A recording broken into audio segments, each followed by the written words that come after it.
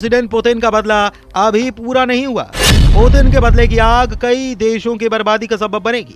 Ukraine का हाल देख लीजिए, यह रूस का प्रतिशोध का ट्रेलर भर है। यूक्रेन की राजधानी कीव के दृश्य कलेजा कपाने वाले हैं। रिहायशी बस्तियों के बीच आग का दरिया सुनामी जैसे आसमान को छू रहा है। दिन के वक्त बम धमाके ऐसे हो रहे हैं जिससे पूरा इलाका बारूदी गुबार में ढका जा रहा है। हालांकि यूक्रेन आरोप लगा रहा है कि पुतिन आर्मी आम लोगों को निशाना बनाने लगी है।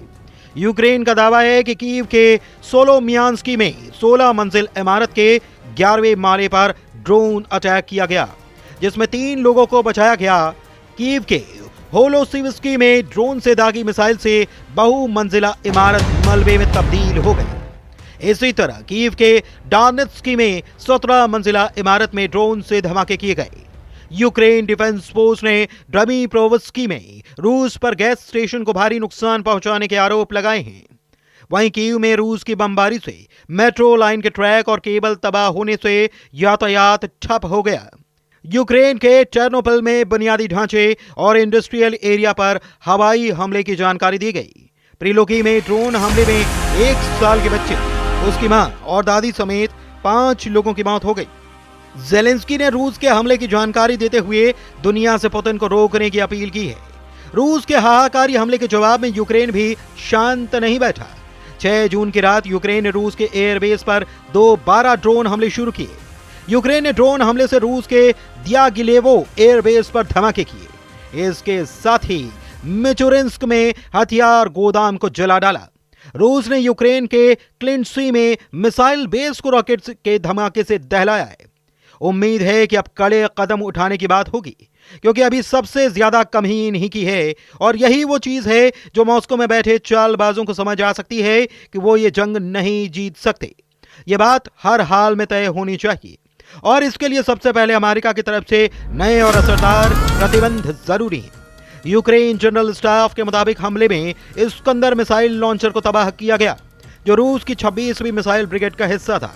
पुतिन ने यूक्रेन के साइबर वेब अटैक का बदला लेने के लिए सबसे ज्यादा इस्कंदर मिसाइलों का इस्तेमाल किया है। रूस इस्कंदर मिसाइल के दोनों वर्जन से यूक्रेन को भारी नुकसान पहुंचा रहा है।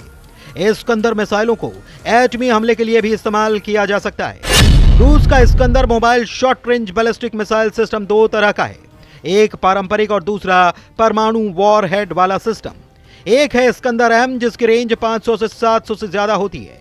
इसमें 9M723 और 9M728 जैसी मिसाइलें लैस की जाती हैं। दूसरी इस्कंदर के है, जिसकी रेंज 15,000 से 2,000 किलोमीटर तक की है। इस सिस्टम से R500 क्रूज मिसाइलों के धमाके किए जाते हैं। अभी पुतिन इस्कंदर की लॉन्चिंग बिना एटम बम के कर रहे हैं, लेकिन कब तक इसका कोई अंदाजा नहीं लगाया जा सकता। जिस तरह से रूस के खिलाफ लामबंदी हो रही है, उससे तीसरे विश्व युद्ध की भड़कने के आरोप रूस ने लगाने शुरू कर दिए हैं। रूस के ब्रिटेन में राजदूत आंद्रेई कैलिन ने यूक्रेन के ऑपरेशन स्पाइडर के लिए ब्रिटेन को जिम्मेदार बताया। रूसी राजदूत ने चेतावनी दी कि यह तीसरे विश्व युद्ध को भड़काने की कोशिश हो सकती है। कैलिन ने दावा किया कि इस तरह के हमलों के लिए जिस तकनीकी डेटा की जरूरत होती है वो यूक्रेन के पास नहीं है। बिना ब्रिटेन और अमेरिका की मदद के यूक्रेन स्पाइडर अटैक नहीं कर सकता। उधर रूस के आरोप पर ट्रंप ने सफाई दी कि रूस पर हुए हमले से उनका कोई लेना देना नहीं है, लेकिन वो पुतिन को युद्ध में अब रेड लाइन क्रॉस नहीं करने देंगे। ट्रंप के इस रुख से यूक्रेन रूस के घमासान के एटमी युद्ध में बदलने में देर नहीं लगने वाली है, क्योंकि पुतिन ने तय कर लिया है कि अब वो यूरोप के दुश्मनों को दहलाएंगे।